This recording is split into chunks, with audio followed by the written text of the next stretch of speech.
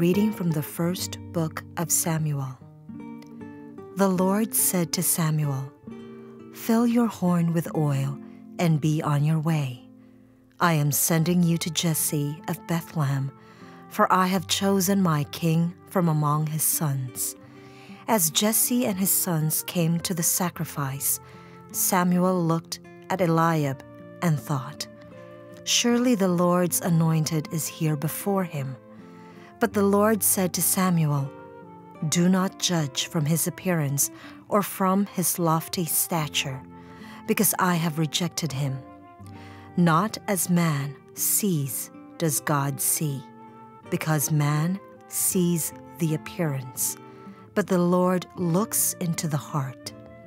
In the same way, Jesse presented 7 sons before Samuel, but Samuel said to Jesse, "The Lord has not seen any one of these." Then Samuel asked Jesse, "Are these all the sons you have?" Jesse replied, "There is still the youngest, who is tending the sheep."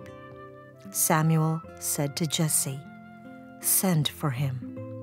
We will not begin the sacrificial banquet until he arrives here." Jesse sent and had the young man brought to them. He was ruddy, a youth handsome to behold, and making a splendid appearance. The Lord said, "There, anoint him, for this is the one." Then Samuel, with a horn of oil in hand, anointed David in the presence of his brothers. And from that day on, the Spirit of the Lord rushed upon David. The word of the Lord. Our first reading on this 4th Sunday of Lent comes from the first book of Samuel. This is the story of the choice of David as the new king of Israel. We find the prophet Samuel being sent to the family of David, the house of Jesse, in order to declare whom was chosen by God to be the next king of Israel. In this story, we find a great lesson in what we call discernment. Samuel looked at the sons of Jesse, and according to his own criteria, his norms of judging, he came to conclusions like, "Oh, this is the one chosen by God to be the next king." But God communicated a valuable lesson to Samuel, and it is the same lesson that is being communicated to us this Sunday. Human beings do not see things or persons in exactly the same way as God sees them. According to God, communicating to Samuel, human beings see the appearance, but God sees the heart. We find here a contrast between outward appearance and the interiority of a person, the inner core or the reality of someone. And God sees in a more penetrating way than we human beings do. And so, God, by communicating to Samuel, God is telling Samuel, "Look, you see something which I may also see, but you do not see always what I see. And your judgment is based on what you see. But I am the one choosing the new king. And so you should be my hand. You should be my eyes. You should have a vision which is in accordance with my vision." And here, dear brothers and sisters, we have a true lesson on what is blindness and what is sight.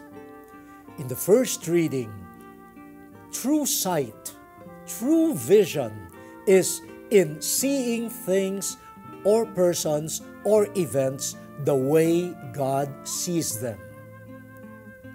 Let me repeat that. True vision is in seeing things, persons, and events as God sees them. True vision happens to us when we are granted the gift of new eyes, if we see reality with the eyes of God. Now, I say this is a gift. Even Samuel had to be told by God. At the beginning of the story, it was Samuel and his sight that seemed to be dominating.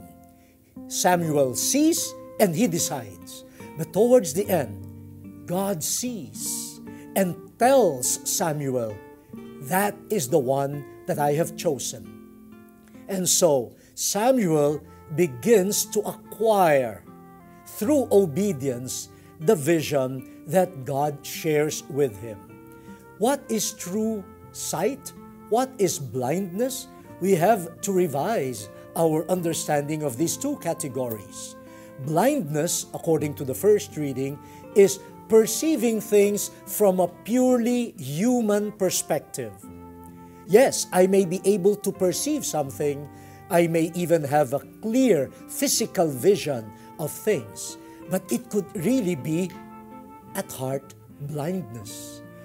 Until we have reached a vision that is inspired by God's vision, then we have not acquired yet true light. We have not seen the reality of something or someone or of an event. Dear brothers and sisters, this fourth Sunday of Lent is called Laetare Sunday. It is a day of rejoicing. It is a day of encouragement. It should encourage us to pursue our Lenten journey, especially the journey of turning away from blindness by embracing the vision of God through faith.